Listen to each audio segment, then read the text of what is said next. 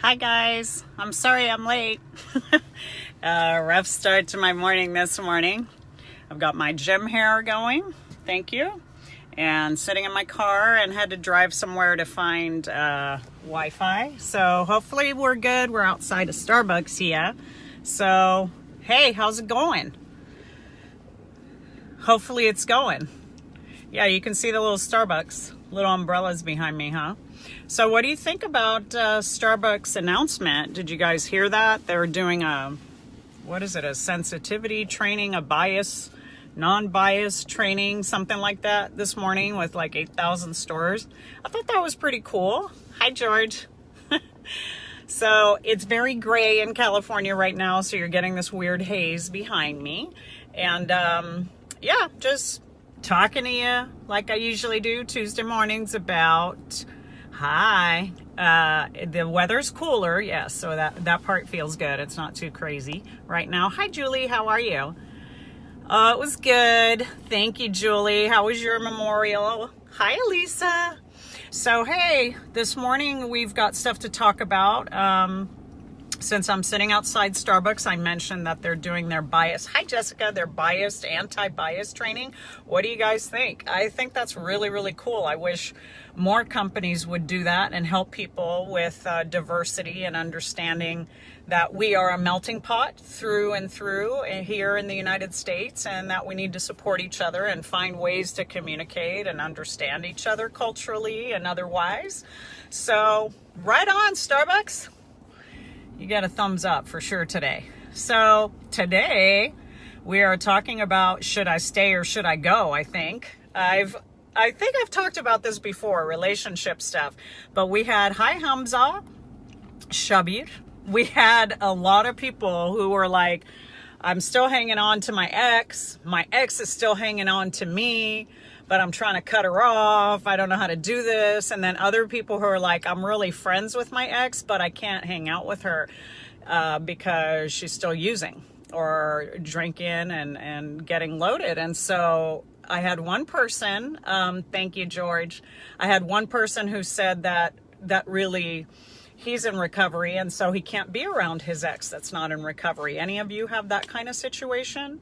What about if just something happened, the relationship just went sour, or your partner cheated on you or something, and you had to leave because it just wasn't safe? You didn't trust them. Hey, Derek, you didn't feel that you were being respected in the relationship, but you have a long friendship.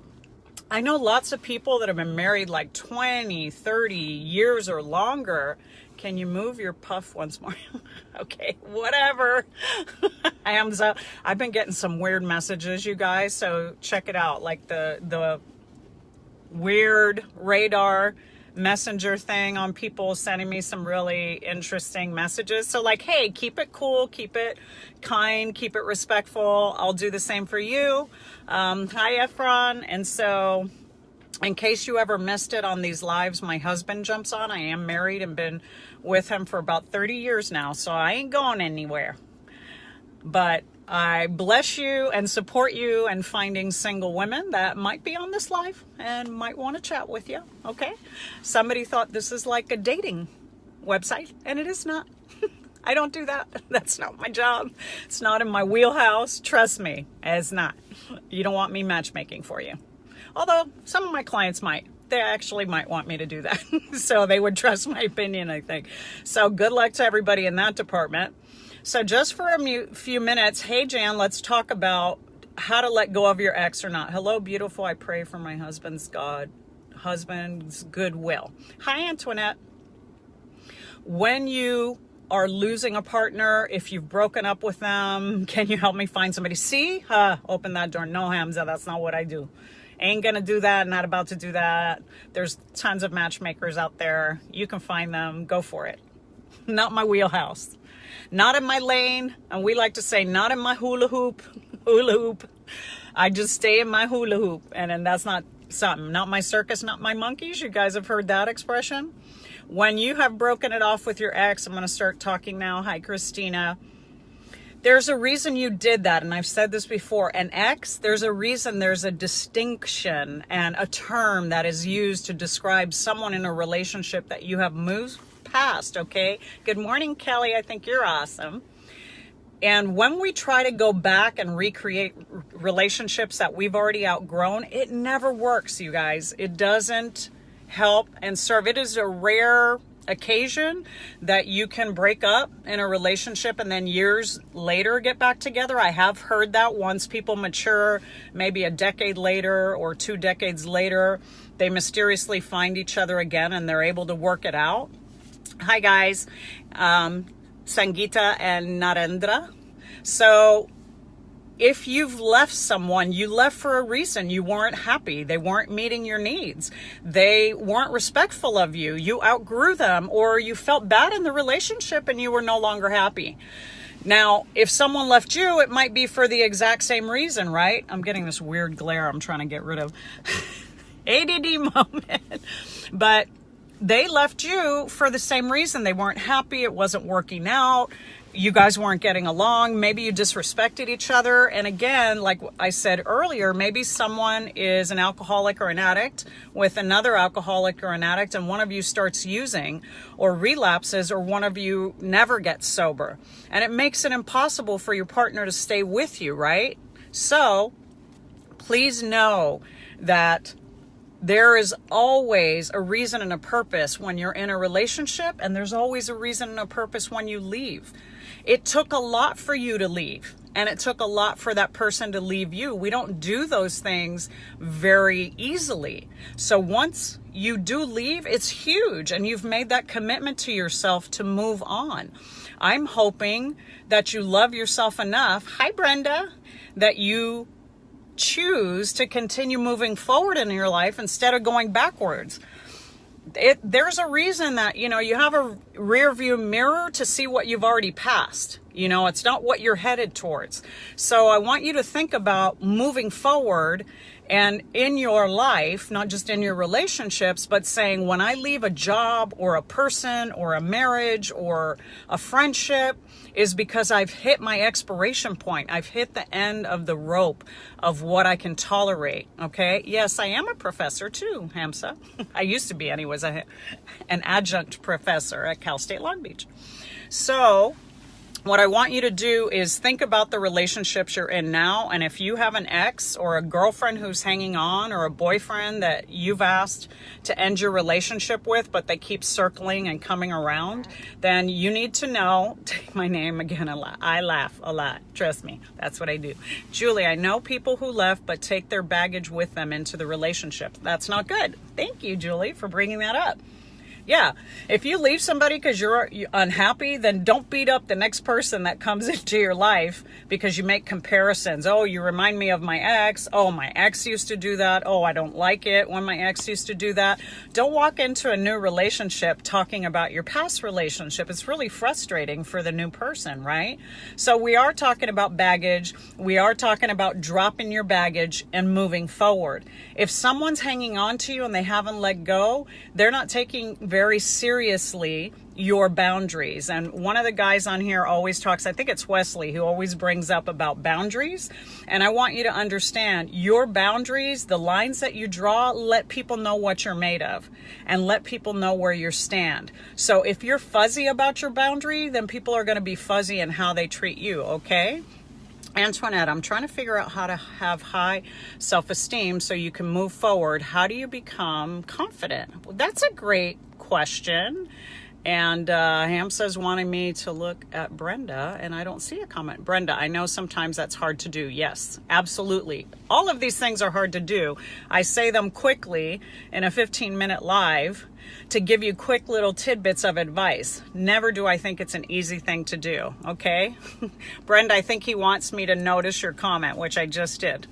Zaki, how long should a relationship last? So let's go back to this. It depends on the relationship, right? So Antoinette, self-confidence and self-esteem is something that you have to work on a daily basis. And sometimes we don't have that. Hi, Marla. Sometimes we don't have esteem because people tore us down. People didn't respect us or appreciate us, or we weren't cherished or loved or regarded as children growing up. Maybe you came from an ignorant home, an abusive home, a neglectful home. Maybe you had a single parent home, and unfortunately that parent had to work to put food on the table and they weren't around. So you didn't have someone constantly encouraging you and feeding your self-esteem and saying you're a great person, you're a good person, you're a beautiful person, I believe in you. So when you're missing that, be the parent to yourself that you always wanted. Listen to audio tapes of affirmations. Tell yourself on a daily basis, I deserve love. I deserve respect. I deserve to be with people who cherish me. Take books and read them that fill up your soul with affirmation and positive learning about yourself. Read books on self-esteem. Go to support groups that teach you how to empower yourself. Doing physical exercise is a very empowering thing. It also helps lift depression and anxiety. That's another way to go. So hopefully, Antoinette, I give you a few little tidbits, but it's a daily practice to affirm to yourself and speak to yourself in a loving way so that you learn how you want other people to treat you, okay? So, wow, Hamza, you went off onto another subject, my friend. You deserve love. George is saying, just teasing, Brenda. Amber, my boyfriend has bad transference and it is so hard. I put up boundaries. How can I get out our relationship to work? He lacks the confidence. Don't get me wrong. He is a wonderful person, just lacks that confidence. Okay. Everybody else, let's see. Antoinette, I answered that question for you. I'm just scrolling back because I like to make sure how long should a relationship last? Zaki Afron, that's an interesting name. It depends on the relationship, Zaki. Like, it can last like my husband's and I's almost 30 years. It depends on what you're committing to. Usually at the 4-month point of any relationship, you start noticing, do I want to stay or do I want to go? Because after 4 months, somebody tends to start putting their guard down and you could kind of see who they really are. So if they're very sweet and kind and loving in the beginning, but all of a sudden they start getting bitchy, cranky, demanding, controlling, jealous, those behaviors, trust me, will start to show up around month 4, and that's when you can really gauge whether that's a relationship that you should stay in or not. As far as, Amber, as far as your boyfriend goes, you cannot build somebody else's self-esteem. If they're insecure, jealous, and they don't feel confident in themselves, everything you do is wonderful to build that up, constantly praising them, loving them, showing them validation and support. But bottom line is, someone whose esteem is wounded, and that's something I went through for years. Someone whose esteem is wounded, you can't fix. They've got to do that work for themselves. They've got to do the work of healing their mind and questioning to themselves, why don't I feel good about myself? What's wrong with me? What separates me from other people? Why do other people have that confidence? So if he's not willing to work on that, then he's going to drag you down. He's going to constantly question your love and whether or not you care for him. And that often shows up in jealousy. So that's something you got to talk about. And counseling is a great thing. Going to couples counseling is a way to really help a partner with situations like that. Okay. So George is saying in Spanish, relaciones a distancia es lo peor que se puede hacer. He's saying long distance relationship is the worst. Antoinette, thank you. It's a daily struggle. Yes. Good job, Antoinette. So here we are. Here's my quick 15-minute live. If you enjoyed this, if I started to answer some of your questions, but you have more, please think about writing to me, sending me messages here or on Ask Gina on Facebook. I have the YouTube channel Ask Gina. I have a website Ask Gina.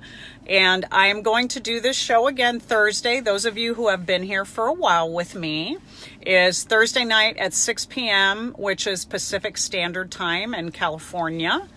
And I will do this same live about, should I stay? Should I go? How do you let go of relationships, or when do you hang on to them? And thank you. I'm glad you enjoy my company, Brenda. I love that. And Abbas sent a message. What if you make a mistake and have a breakup, then you want things to be better? Yeah, we were kind of talking about that in the beginning. So if you have a minute, scroll back and watch the live from the beginning. As soon as we're done, I'll post it. Okay, Abbas?